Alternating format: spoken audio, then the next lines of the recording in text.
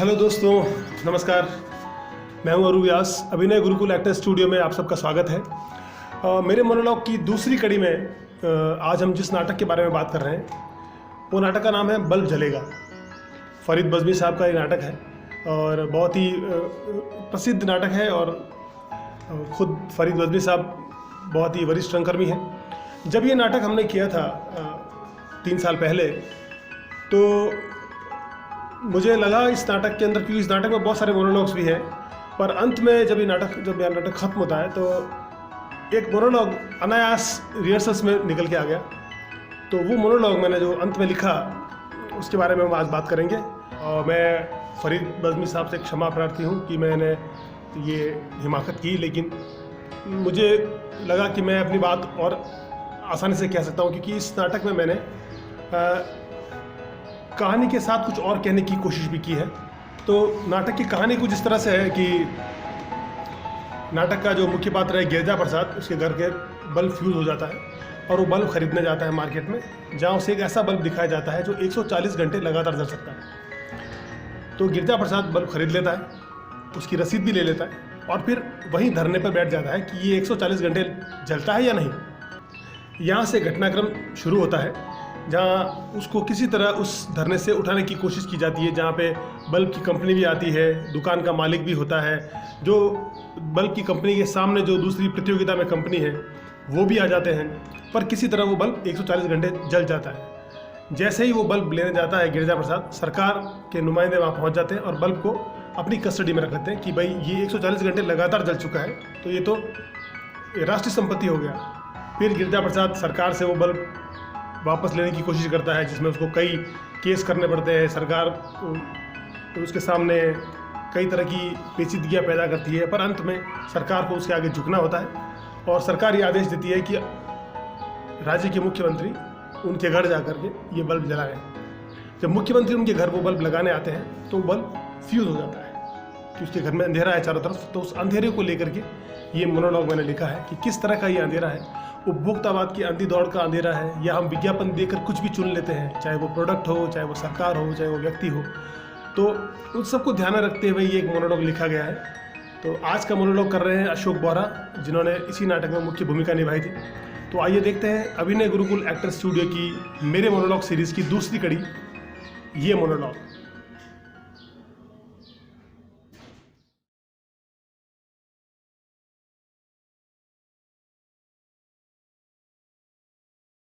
गिरजा प्रसाद के घर का बल्ब जले ना जले कोई बात, हमें तो अंधेरे में रहने की आदत पड़ चुकी है। पर यह बल्ब उस दिन जरूर जलेगा जब साहिब को हमारा ख्याल आएगा। ख्याल, सत्ता में जो ये लोग बैठे हैं, ये हम सबका ख्याल रखने के लिए है ना, या सिर्फ अपने मन की बात करने को है? अरे इनकी मन मानी बातों को भी हमने तो विष की तरह धारण कर रखा है। और जहां तक इस बल्ब की बात, तो ये कंपनियां तो अपना माल बेचने की भाषा बोलेगी। इन्हें धंधा करना है साहब झूठ बेचकर, कभी टूथपेस्ट में नमक डालकर, तो कभी दूध सी सफेदी का झांसा देकर। चलता है चलता है। हम सब आदी हो चुके हैं इन झांसों के। अरे अब तो वो लोग जो कल तक सेवक बनकर सेवा करने का दावा करते थे, वो भी अपना माल ही बेच रहे हैं। बस पहले कोई हरा बेच रहा था, तो आज कोई केसरिया बेच रहा है। उपभोक्तावाद की इस दौड़ में हम सब लुट रहे हैं, पिट रहे हैं, कभी घोटालों से, कभी आतंकवाद से, कभी नसबंदी से, तो कभी नोटबंदी से। ये लोग चमकदार विज्ञापन दिखाते हैं, पर हमें मिलता क्या है? ये अंधेरा।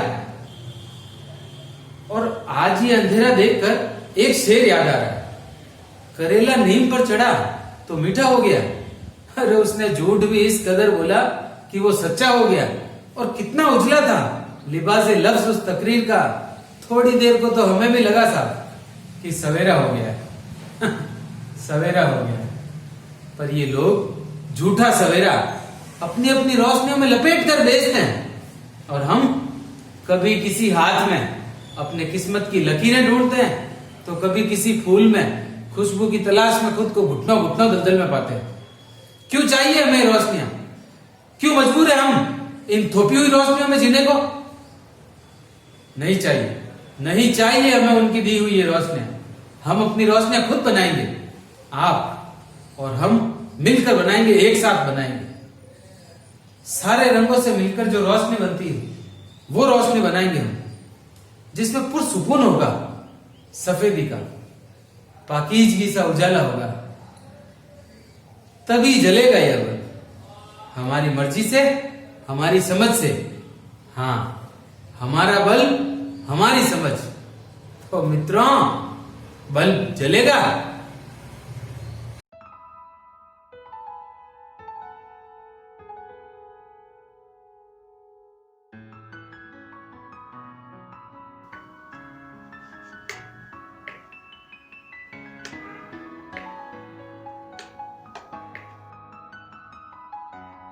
आ गए?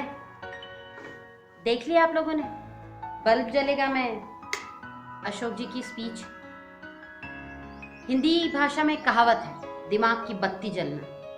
ये जिस दिमाग की बत्ती की बात कर रहे हैं, बल्ब जलेगा में, उसी रेफरेंस में हमारे मेन एक्टर जो है, जो हीरो है, जिसकी इर्द गिर्द ये कहानी रची गई है, दिमाग की बत्ती के सेंस में ही वो बात आगे बढ़ रही है। इस स्पीच में अभिनेता को जो कुछ बातें ध्यान में रखनी चाहिए वो ये है कि इस तरीके की स्पीचेस जब हम ग्रेट मोनोलॉग्स में ढूंढते हैं, पुराने रेफरेंसेस में कहीं, तो यदि हम शेक्सपियर में ढूंढें कि मार्क एंटनी की जो स्पीच है, तो उसमें एक बहुत बड़े ओहदे का आदमी जनता से बात कर रहा है, या हम तुगलक की बात करें तो उसमें राजा जो है वो अपनी जनता को संबोधित कर रहे हैं। जनरली यही होता है, लेकिन इस नाटक के इस मोनोलॉग में एक छोटा सा ट्विस्ट है कि एक कॉमन मैन जो खुद जनता है, जो खुद जनता का हिस्सा है, वो मंच से जनता को संबोधित कर रहा है अवेयर रहने के लिए। ये पहली बात हो गई कि एक कॉमन मैन है,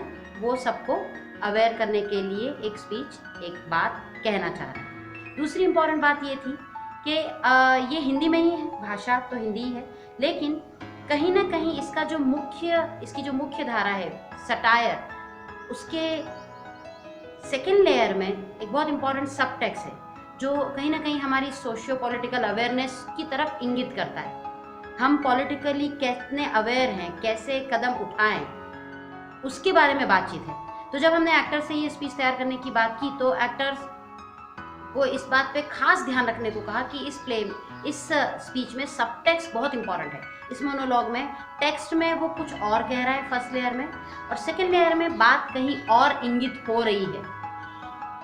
सो सिमिलरली जब जेस्चर्स की सिलेक्शन की बात आई, तो उसमें भी ये बात ध्यान रखने को कही गई एक्टर को कि जिन जेस्चर्स का सिलेक्शन आप कर रहे हैं वो कहीं ना कहीं सब टेक्स्ट से थोड़े बहुत जुड़े हुए हो।